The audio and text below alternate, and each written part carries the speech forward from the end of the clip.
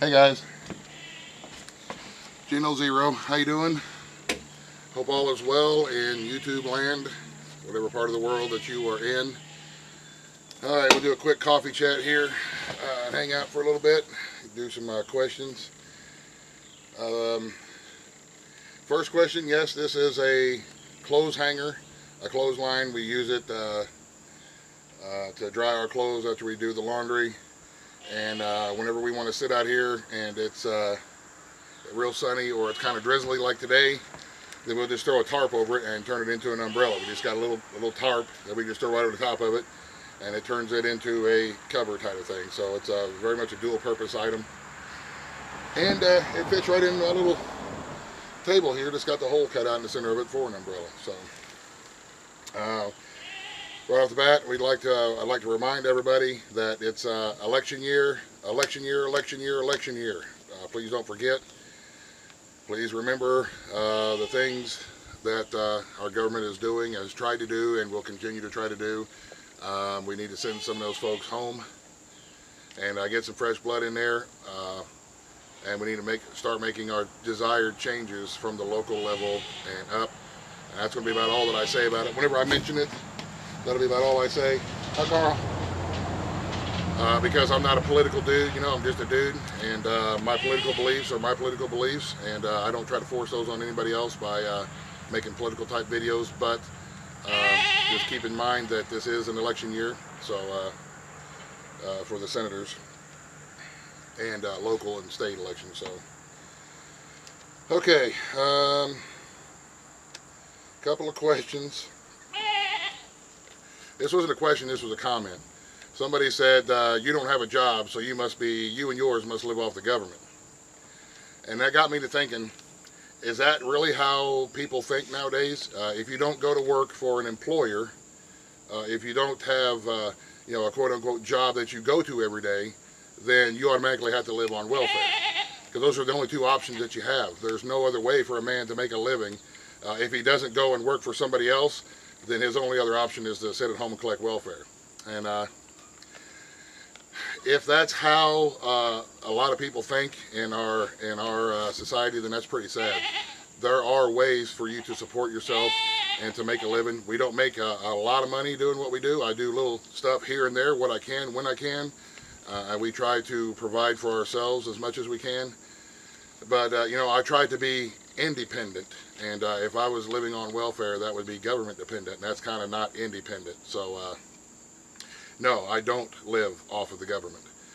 My kids have medical cards from the state, and I get a little bit of assistance for the children, but that's it. Everything else I try to do, I don't apply for all the programs that are available because I don't feel that I need them. I can get by and I can make it without having to rely on our government to pay my bills or what it be like that. So, and I hope that the people's way of thinking will change here in the future. Because if that's what a lot of people think, then we're pretty far gone as far as a society. And my goats are going off, but sorry about all the background noise. I don't know, man. To me, that's not a very American way to think. You know, that's not a very American way to think. You either have to work for somebody at a job, or you have to be dependent on the government. That's not very American. Americans, we pride ourselves on getting dirty and getting it done. At least I do, as an American. So I don't really know what else to say about that. I hope that was just trying to be a snide comment, trying to be mean, but I didn't take it as mean. I took it as maybe this guy really believes that those are the only two options in life. So never know what some people are thinking, but no, I don't live off the government.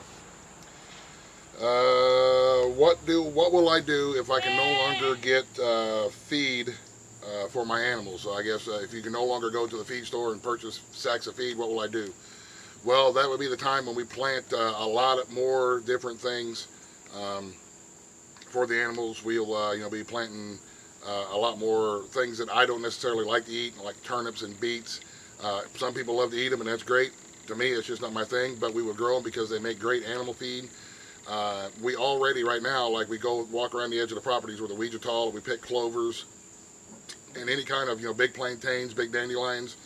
We try to collect as much of that as we can, and then we tie them in bundles and hang them upside down to dry them out for the wintertime. We'll have, you know, several feed sacks full of dried greens and stuff that we can feed to our animals, and a lot of it will just have to be free range. If there's no feed stores available, then I'm going to assume that things are very, very bad in the world, and there's not going to be a whole lot of traffic up and down the creek road.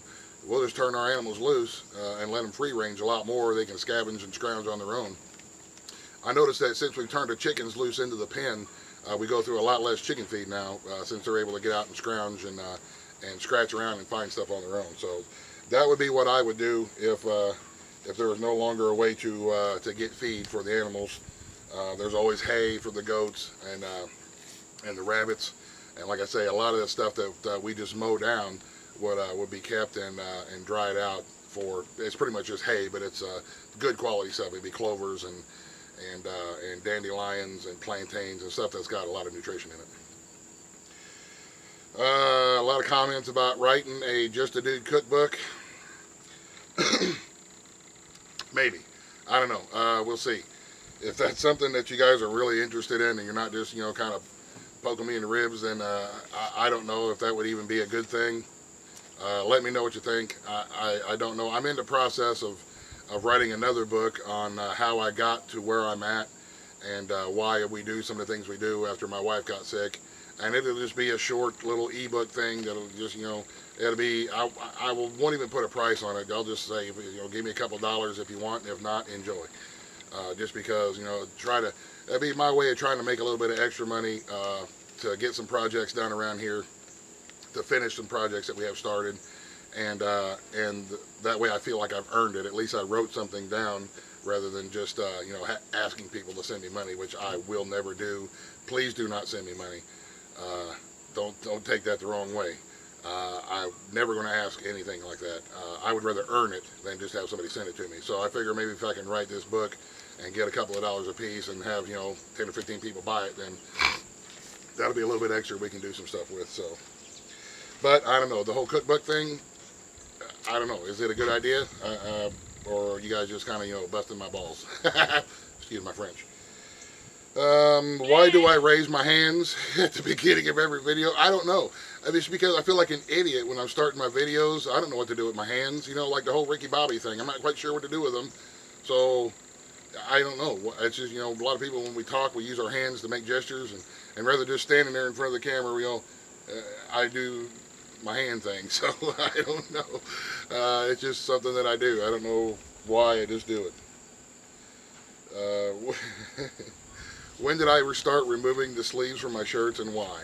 I would say probably around the 6th or 7th grade I started cutting my sleeves off, just because I don't like feeling confined. My shoulders are pretty broad, and when I have shirts that fit me well everywhere else, they're usually still kind of tight through the shoulder area. So in order to feel like I've got a good range of motion with my arms and don't feel confined, then I cut the sleeves off.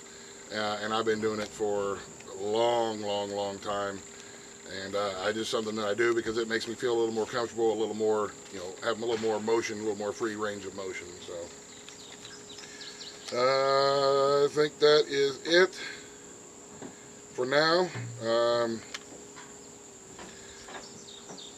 Yep, I think that's it for now. So thank you guys very much for hanging out with me and watching. Everybody, hope everybody has a great day. I will, holy crap, that's good. Holy crap, that's good coffee. A lot more videos to come. You know, we just do videos about what we're doing around here. We're going to continue on with the dehydrating, the home canning and preserving series. The reason that I wanted to get into this series is to show people that you really can do it. It is easy. It takes a little bit of time, but, I mean, anybody can do it, and it's a great way to preserve things for later use. Everybody knows the grocery prices are getting crazy, and I really don't see any end to that anywhere in the near future anyway. So if you have an opportunity to get extra things, then you can can it or dehydrate it and stock up on it. That way you have it if you need it. So just trying to encourage everybody, you know, that you can do it. You can grow a couple plants and you can put things away. Even on a very limited income such as we have here, we still manage to do things when we catch them on sale. It may It may take a little bit of extra money that we didn't really plan on using, but it will pay for itself in the long run when the time comes and that thing is no longer on sale, and we have saved that money by not having to buy it in a couple of months down the road. So, all right, guys. Thank you very much for watching. Y'all have a great day. God bless. The end. Buzz, buzz. The end.